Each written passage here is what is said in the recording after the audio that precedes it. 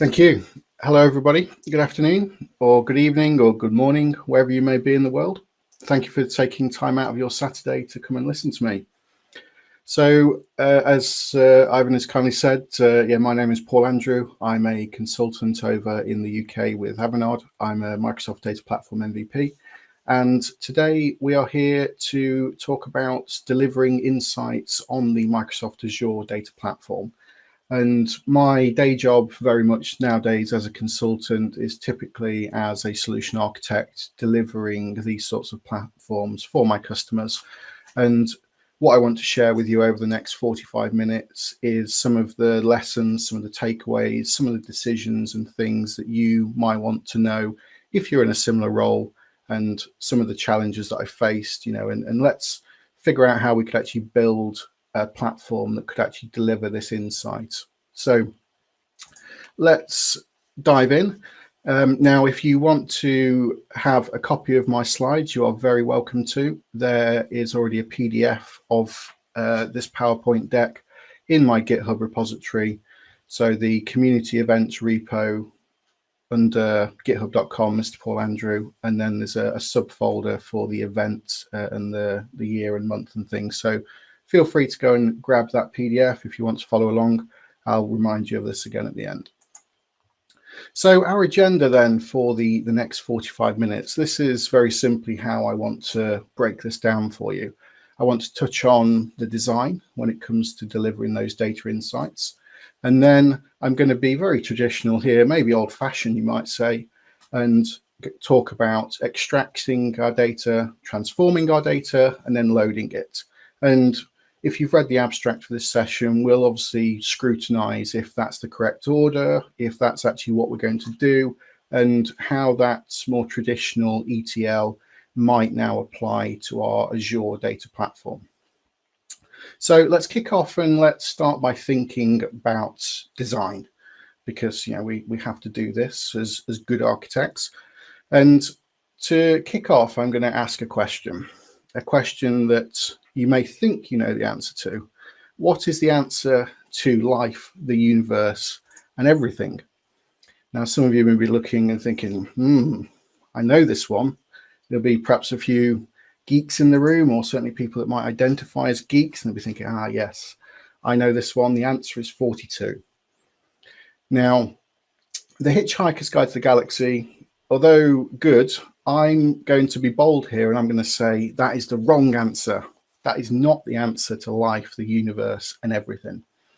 I am going to stand before you and say that actually the correct answer to life, the universe, and everything is it depends. Now, this is my answer that has been basically born out of experience and definitely applicable to this session. So that's the first thing that we need to understand. The answer is it depends. Next, I want to ask you the question of what is big data? Now, half a point if you say it depends, because we're good, you're learning. But actually, the answer that I want to put to you again for this session is that big data is something that's relative. So this answer here from Mr. Buckwoody, any data that you cannot process in the time that you have or want using the technology that you have. So, I think that's a good way to go about this. And that is a good answer to this question of what is big data. And certainly as we go through and we look at this platform, we talk about technology in a lot more detail. It's worth kind of having that context that, big data, it's not about quantifying gigabytes or terabytes or petabytes anymore. It's relative to the tools and the compute that we're using. So that's another sort of good baseline thing to be aware of. Next, I want us to think about, the goal. What are we actually intending to do here? And we probably have on the left-hand side a bunch of data sources. We, of course, want to get that data. We want to do something with it, and we want to get some insight from it. So very much playing to the title of this session. So this is very much the what we want to do, get from our data sources to some insights, some decisions that we can actually act on in our day-to-day when working within that sort of business process or operation. So that's the what. The why, hopefully, is fairly obvious, that we could very crudely say that from that data, we gain information. From that information, we gain knowledge. And of course, knowledge is power. So that is very much the why, the what and the why. So then the crux of this will then be the how. How do we do this? And the thing in the middle, this very grey box that I've put on the screen, this is my magic box from the Hogwarts School of Witches and Wizardry. So that's how we deliver on that why and what. No, of course not. Don't be stupid, Paul. This box is very much a data warehouse, and it's okay to call it a data warehouse. There's no magic wands here. There's no silver bullets. You know, if we want to get from that data source to some data insight, then we need something to help us deliver on this. And it is a data warehouse. There's obviously lots of new technology and lots of people that would argue otherwise, but a data warehouse is what we're going to call it. So we use that data warehouse to get from left to right, but then what is that data warehouse actually going to do? So I've put together not an extensive list, certainly, but the sort of things that we might expect to have to deal with when we're getting from left to right. As you can see here, a whole bunch of stuff: cleaning, enriching that data, conforming it, translating, transforming it, who knows, curating it. You know, pick your requirement here, but ultimately it'll be something in that data warehouse that we need to do here that gets us from left to right. Very simplistically, very generically, as a kind of a starting point. Next, I want to say to you, well, if we're doing this, you know, we've got some baselines here for the intent. What is our primary design focus? Now, I've tried to answer this question using a Venn diagram. Now, this Venn diagram isn't extensive. It's just the one that I like to use. So of these 6 items, I'm going to say that these are going to be my primary design focuses, or things that I want to, you know, consider when I'm delivering on this platform. But when we're working within our Azure environment, you know, this is quite hard. There's a lot of work that needs to be done here. And we can absolutely say that where all of those circles in that Venn diagram overlap is our perfect solution. Sure. But what I want to kind of make the point for you here today is that of that perfect solution, given all the things in this Venn diagram, from my experience, you basically get to pick 3 of them. Given any sort of rollout or deployment or project you're working on, it is really hard to actually deliver on all 6 of these. So with any architecture, what I'd say is be pragmatic. You know, pick the 3 that are most important to you for a given project and given your requirements, focus on those. The others, you know, we can harden the solution, we can perhaps deliver on at a later date. So that, for me, is kind of the first thing that I want to cover off in our agenda, that design. And obviously a few things that I've touched on there, a few things to think about that will help you shape what you then deliver on next. So, you know, very, very generic, but hopefully that's a good baseline. So next, I want us to turn our attention to the technology, to that first part of what we need to deliver in our platform, and that is the extraction of our data. And having done this lots of times now, I'm going to break down the requirements here into 7 different categories that hopefully will appear on screen. So we have our data structure, our data source, whether we're pushing or pulling, whether it's going to be a batch or a speed or a stream type operation. Do we need to consider public or private transfers? Have we got any sensitive data in there? What is the volume of that data? And I've very crudely said here that it's not big, it's equal to big, or exactly equal to big, or it's greater than equal to big. So, you know, playing on big data here.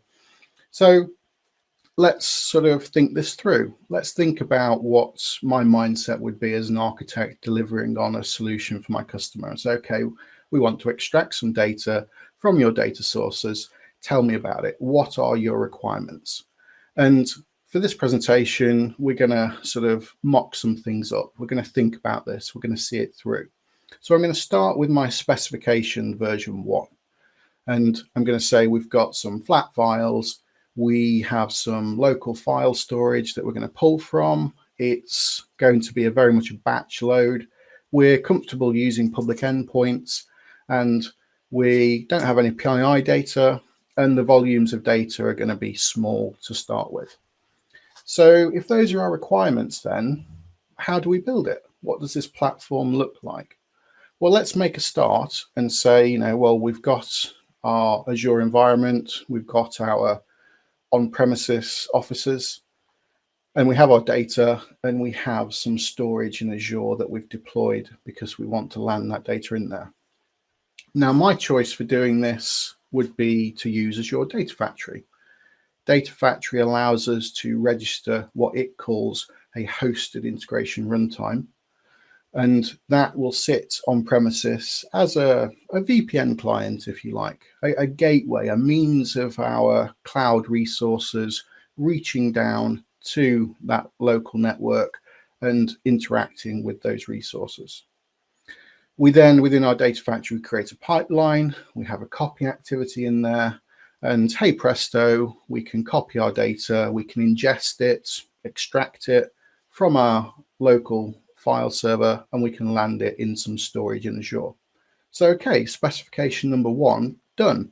We have a basic ingestion pattern for this data. But requirements change.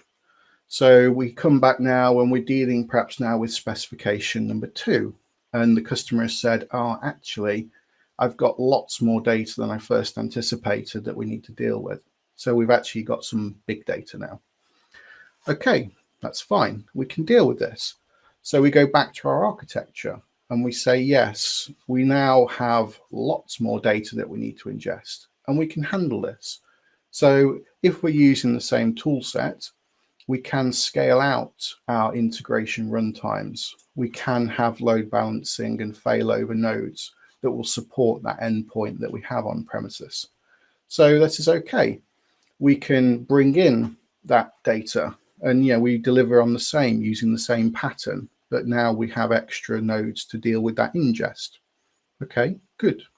Solution number 2, tick. But we have some more requirements. Hopefully you'll see where I'm going with this.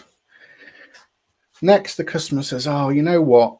Actually, I'm not that comfortable using public data transfers. I want to do something over a private network instead. And they say, well, I've got lots of money, so I'm going to use Azure ExpressRoute to do it. And this perhaps also makes sense now, given those volumes of data. It's going to give me more bandwidth than my service provider perhaps gave me when I was using public internet connections. So our requirements change. Specification number 3. They think, okay, we can deal with this. We can have a pattern that will handle this. So now, if we have those private connections and we're using ExpressRoute to deliver on this, we can take what we had. We can perhaps fairly counterintuitively move those hosted integration runtimes to the Azure side of our network boundary. We then deploy our ExpressRoute.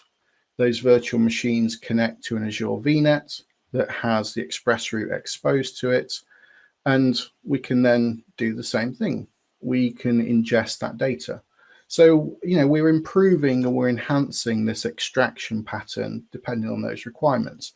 So these are the sort of the questions and things that you need to think about as an architect delivering a data platform. Let's keep going. Let's think about specification number 4. The customer says, oh, actually, I've just remembered that I now also have some relational data sources that I need you to interact with as well, not just flat files. Fine, we can deal with that. We come back to our architecture. We find that actually one of those relational databases is a SQL Server instance. Good, I like that. We can easily interact with that using our hosted integration runtimes. They then also tell you that there's this very proprietary database technology. I'm going to use the example of an InterSystems cache database, something that you perhaps wouldn't always encounter, something that's quite niche. Fine, we can still deal with that. Our hosted integration runtimes support ODBC driver connections, with which the cache database does have one. So we can interact with that. We can ingest this. We don't need to change our architecture too much. We can just add to it and we can deliver on that. Great, solution number 4 done. But guess what happens? The specification changes again. This time our customer has said, actually, in addition to everything else that you've already done, I now have a POC that I'm running. I've now got some IoT devices that I want to ingest data from as well. I want to stream some of their messages into my platform. Okay, fine. Let's deal with it. We can do this. We're good architects. We say, yes, on premises, we have those IoT devices. And what we can do is in Azure, we can deploy an IoT hub. And those devices, they can be registered with that hub and they can start sending their messages to that endpoint. We can then do a few different things, but what I might do is then deploy a stream analytics job. I will subscribe to those messages coming from that IoT hub, and initially I'll just land them in my data lake with my batch data. Fine, we can do this. So this is how our architecture might evolve, depending on those sort of requirements that you might have, these decision points that you need to navigate. Last one, specification number 6. My customer, actually, they're business analysts. They've realized that they do have some sensitive data that they need to handle as well.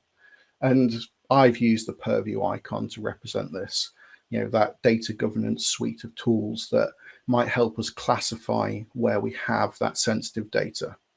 So, okay, we need to deal with this in our solution. Fine, let's upgrade our architecture. Let's look at solution number 6 then. We now have both PII data and non-PII data that we need to handle as part of our batch ingestion process. So a few different ways we could deal with this. The way that I've dealt with this a few times now is by deploying a sensitive data store that can sit alongside our ingestion pipelines. And then what we can do is we can extend our ingestion pipelines, and we could have one for the sensitive data and we can have one for the non-sensitive data maybe. And with our sensitive data store, we can maybe use some metadata to identify that. So that sort of blacked out data that I've put in my CSV files over on the left, we can now bring that in. We can use some metadata to dynamically influence those pipelines and say, for that sensitive data, send it to my sensitive store. For the non-sensitive stuff, it can just carry on flowing to the data lake. Now, once we've done that, and it's in that sensitive store, that relational store where we can quickly interact and delete that sensitive data, what we might then also do is provide a tokenized value of that PII value. And it's that tokenized value that is hashed or encrypted or whatever we wish it to be, that can be persisted then to our data lake. And then it means that if our customers or whoever invoke their right to be forgotten or whatever the sort of the regulatory situation is, we can then just disconnect that tokenization value from the data in the sensitive store. We can delete it using that relational set of data, and things can carry on. So quite an important requirement that we can fairly easily now handle. It's not the only way to do it, of course, but given the sort of the 6 scenarios and solutions that I've talked you through when it comes to handling that data extraction, these are some options of how you could do it. Say a guide, an architect's guide to how we could extract data and deliver those insights within Azure. So in our sort of grand scheme of things here, our overall architecture, we have that extraction piece covered off. We've got a lot of different requirements in there now, lots of things to think about, and we have the makings of a fairly resilient extraction pattern that can handle lots of different things. Good. So let's move on. Let's now think about and apply that same thinking, those same decision points to the transformation stage of our data. Now we can scrutinize the order later, but let's think about if transformation is what we're going to do next. So to try and break down transformation, because it could involve lots of things, I'm going to say, let's focus on the compute, the storage, and the structure of that data, or the format. Excuse me. So firstly, to address that compute element, and just to, again, give a bit of a baseline so we're all on the same page of a very simple concept of scaling up versus scaling out. We have a workload, in my case, processing 100 terabytes of data, whatever it may be, and we have some compute that can do that. Now we can, within that single node, add more compute. And that is what we mean by scaling up. We're making the compute within that node bigger. It's fine. We can go the other way. We can add more nodes. We then have distributed compute to help us deal with this. And that, of course, that distribution of compute is where we scale out. Now, absolutely, we could just scale out. Or, maybe we do something a little bit in between. We find that sweet spot of scaling up and scaling out. So, just bear that in mind, scaling up and out. And because we're in this very sort of flexible cloud environment, it's worth understanding the services and which one you're intending to do, and is it going to help you or not. Next, let's think about the type of compute. And I'm being very sort of generic here when I say type of compute. I'm going to say something as a service. You might have heard this a lot already. And typically, with the context of the platform we're delivering, we can go down the route of delivering this with platform as a service technology. So things where Microsoft handles the physical hardware, the virtualization layer, the operating systems even, and then they give you that platform service that you then interact with. We can, of course, go the other way and also have some infrastructure if we want some virtual machines. For the context of this talk, I very much want to focus on the platform side of things. It's platform as a service technology that I want to use. I don't want to have to deal with infrastructure. We could, depending on your requirements, but I'm trying to keep the scope of this talk obviously quite simple because there's a lot to cover already. So let's think about it then. What data transformation services do we have available in Azure to actually do this? Well, the short answer is lots.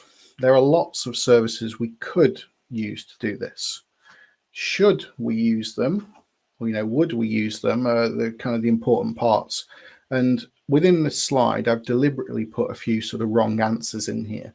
Things that you could use, but you probably shouldn't. The relational databases, they allow you to scale up. Good services, but they don't allow you to distribute your queries. Obviously, I say there's a few wrong answers, but that really, I guess, is the point. It's that job of the architect to figure out what the wrong answers are so you can then start delivering on this thing.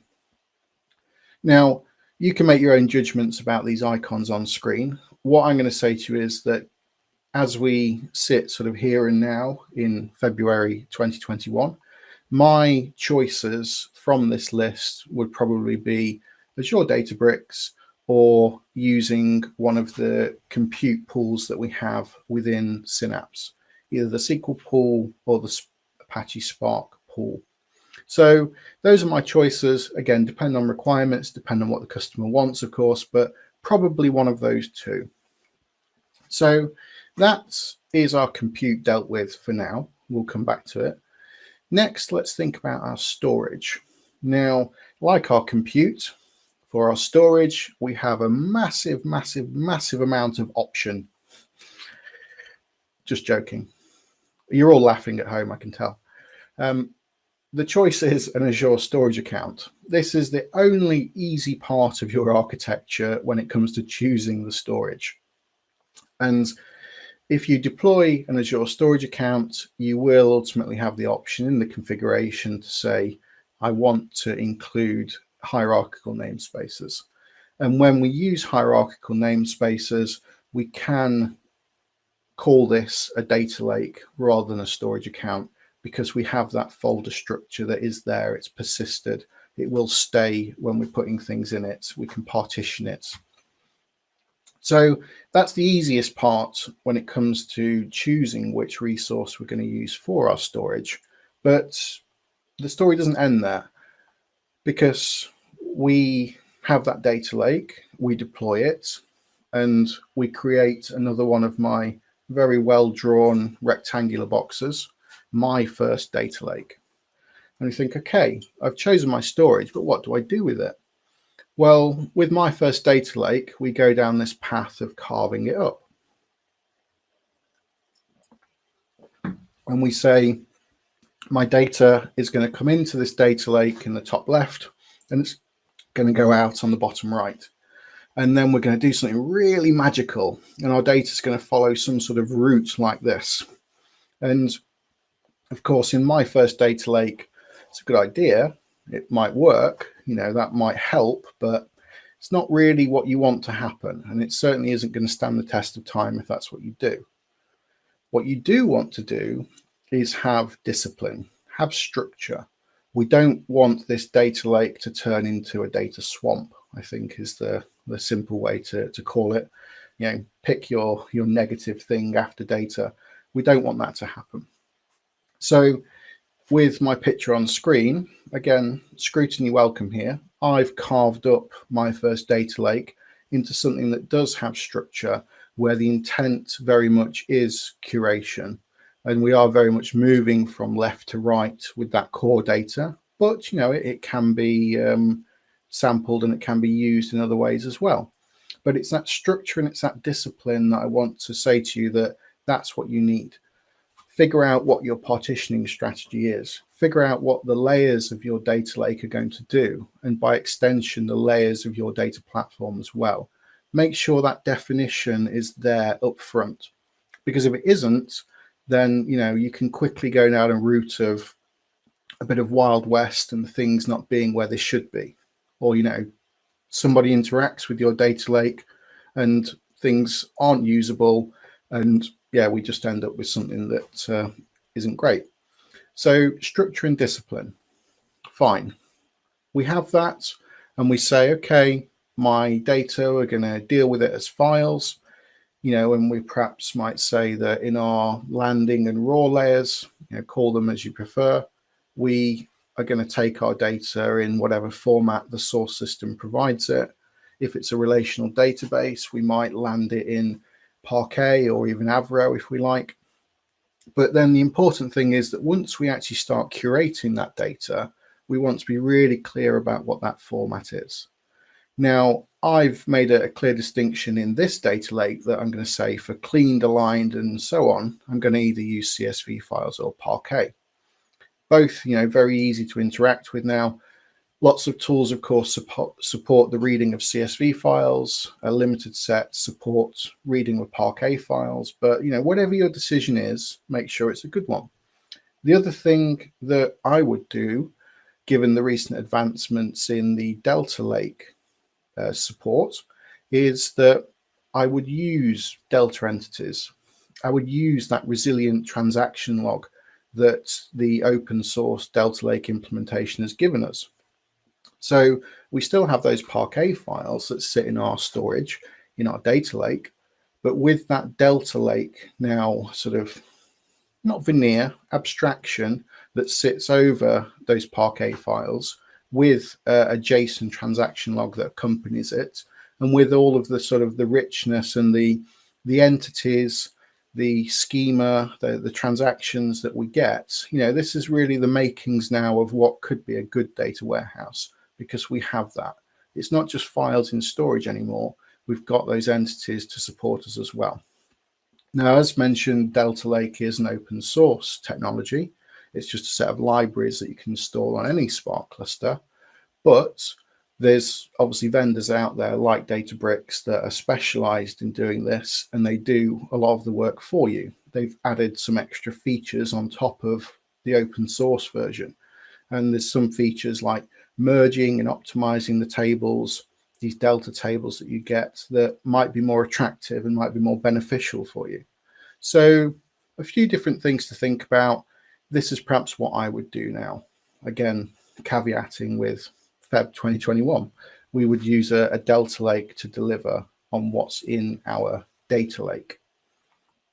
So that's kind of the compute and the structure and the storage thought about. As for the actual transformation that you need to do, of course, that very much comes down to the business requirements. What are your processes? What business logic do you need to apply to this data? How do you need to shape and model it, and what do you need to do to it? I obviously can't talk to that because that's very much dependent on the solution you're working with, but we can at least understand the technology that's going to be used to do it. So let's come back to our overall architecture. We have that kind of jumping off point on the left-hand side of our extraction piece, and we're going to expand that. And we're now going to put in our data lake, or our Delta Lake if you prefer. And we're then going to complement the architecture a little more just for completeness and say, I'm going to have maybe another data factory instance, depending on your requirements. I now like to separate my ingestion processes from my then sort of transformation processes. So maybe I'll have 2 data factories to do it. And we have some more pipelines. We have some activities and things in there. We use some maybe Databricks workbook notebooks that then deliver on those Delta entities that I talked about. So this is perhaps what we could do, or what I might do. Great. So that's kind of the transformation piece covered off and talked about a little bit. Let's now move on then to the last piece of the puzzle, the loading of the data. Now, this is where we think, well, what does loading actually mean? What are we now doing with our data that we haven't already done? We could absolutely make the statement that we've not extracted the data from our source systems. We've loaded it into our Delta Lake. Sure, I don't mind. What perhaps traditionally was referred to was loading this data now into some sort of model, a model that was then going to service our business users. And for me, that's okay. If that's the intent here, load is good enough. I understand what we mean by it. Whether the intent and the order of extract, transform, and load is now still the case, again, the answer to life, the universe, and everything, it depends. But let's sort of proceed with what I've suggested of we're going to load our transform data from our data lake, maybe into some model to support our business users. And given the picture that we've got here of our data lake, I've got a prepared layer on the sort of the right-hand side. Let's use that prepared layer as the jumping off point to proceed with this architecture. And here's an example of what we could do, what I might do. So I've got my prepared layer. I'm going to say that we could have a serving layer using an Azure SQL database. I'm going to say we could have a model, a semantic layer, maybe delivered by Azure Analysis Services. We could. And ultimately, we'll have some visualizations on the end, probably via Power BI. Now, it's obviously important to figure out how many of these layers do we actually need. And I've been very sort of verbose with my architecture here, with lots more layers than we perhaps would have in reality. But the way I try and come at this now, once we've transformed that data into the entities that we need, is to think about who is going to consume it. What are the different personas that we've got here that we need to accommodate? And what I'll do for this picture is I'm going to say maybe we've got some data scientists or developers that want to interact with our data lake directly, either the prepared layer or a previous layer, depending on the level of conformity and transformation they want. So that data scientist developer type persona can do that. I'm going to say for that serving layer, maybe we have some analysts, some people that want to explore that data, people that want to write T-SQL, or maybe even people that want to connect their Excel spreadsheet to that serving layer. Again, don't mind, accommodate to the people and the audience that you need to deal with. We then have perhaps our semantic layer for that true sort of draggy, droppy self-service type feel, and a model with lots of metrics and KPIs and things. Fine. And then, of course, lastly, on the right-hand side, we have our managers, our executives. You can tell they're managers or executives because the little sort of grey person has got a tie instead of the other personas. Just a bit of fun. So, as an architect, what are we trying to do here? Who do we need to accommodate? So let's just kind of break that down a little bit more. Rather than thinking about personas, let's just think about it technically. And let's say, well, with all of these 4 things that we've now got in here, do we need all of them? Could we just have our data lake and we sort of bulk load that into a SQL DB and Power BI can interact with that? I don't have lots of really complicated KPIs and metrics that I need perhaps a multi-dimensional model to service. I can just let Power BI interact with that serving layer. That's fine. We could do that. Let's go the other way. Let's say I don't need that SQL DB layer. I just want to load things from my data lake into my analysis services model. Sure, we can do that. We might use Synapse SQL Pool with its Polybase capabilities to do that. That would certainly be the fastest way. Again, it depends. Things like data volumes to be considered if that's your approach. We could get rid of those middle 2 layers altogether. We could say, you know what, given my requirements, I'm just going to use my Delta Lake entities. I'm going to use the Spark connector for Power BI. Yes, I'll need to perhaps have some compute, a Databricks cluster turned on to allow that to happen, but it's possible. We could do that. Maybe we do that as our initial approach, and then we add those other layers as we need them later. We can be flexible here. We can be agile. So a few different decision points and things to think about. Then in our overall architecture, we say, fine, I'm going to do that. And, depending on our modeling requirements here, do we have direct query mode, import? Do we have a composite model? There's a few different arrows there. We can figure out what's going to happen. What we could also do now within our overall picture is say, I've got a stream analytics job.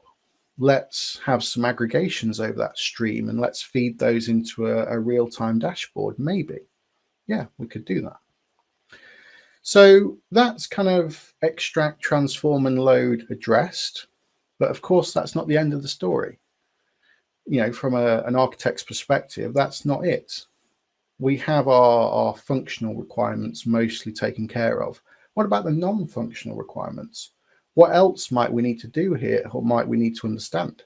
So let's just complement this picture just with a few more icons, really just to kind of complete the story in the last 5 minutes.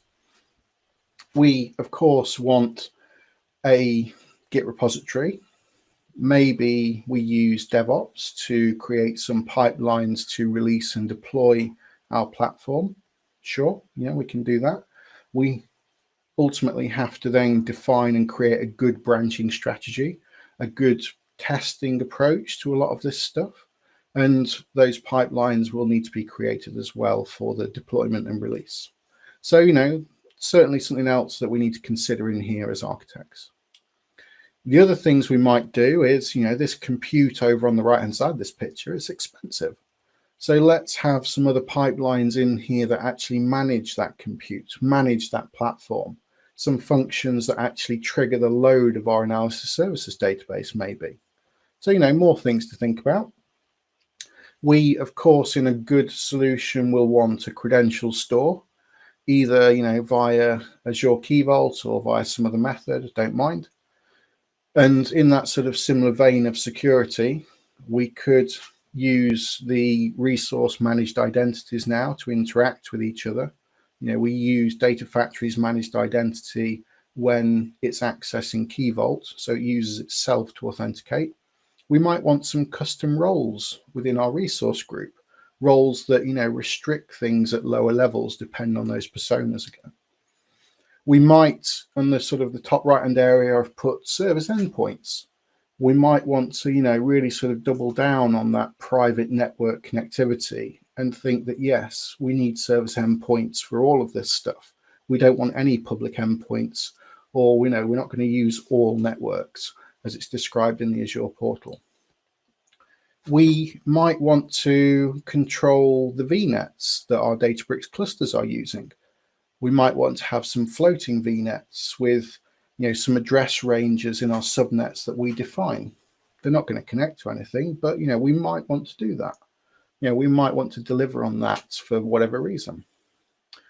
We, of course, want some monitoring. So on the bottom right of our picture, I've put things like log analytics, application insights, metrics and diagnostic settings that we get from all of this other stuff. So we can then actually start thinking about an operational dashboard, a dashboard in the portal that shows the pipelines that have ran. How long did they take? These are things that we also perhaps want in this architecture. Another thing that I might do, because I created it, is use a metadata-driven framework for all of my Data Factory pipelines, either Synapse or Data Factory pipelines, don't mind. And I might use that metadata to drive all of that processing and really sort of bootstrap every aspect of this solution. Sure, we could do.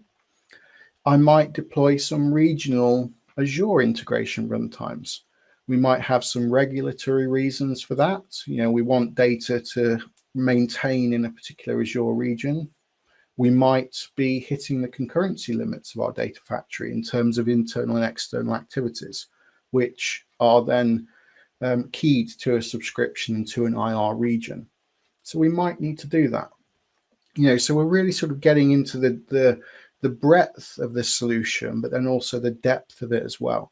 And that is ultimately the challenge for any architect, is having that rounded approach and having done this end to end to actually know what the answers to these decisions are. So, just to tidy up that picture, just to remove the labels and, sort of pure icons here that you can obviously try and name them all at some other point. And just to very much finish off, should we build our data platform solution like this? The answer, of course, it depends. It depends. And, given those original design principles we spoke about, this is for you as architects to go and figure out. And I've just kind of guided you through what I might do, what some of those decisions, those requirements, what those specifications could be. And, here's a very sort of generic, maybe verbose architecture that you could use to deliver those insights in Azure for your data platform. So that is it. I do believe I am out of time. Thank you, everybody, for listening, and thank you again for taking your Saturday out to come and see me speak. As hopefully you've got on screen now, here is my contact details, amongst other things. Do reach out to me. I'd love to hear your feedback, or love to have some conversations with you about what challenges you're facing with your architecture. And just a reminder again, if you want these slides, my GitHub repository, there's a community events one there. It's already got a PDF of these slides in there as well. So please help yourself.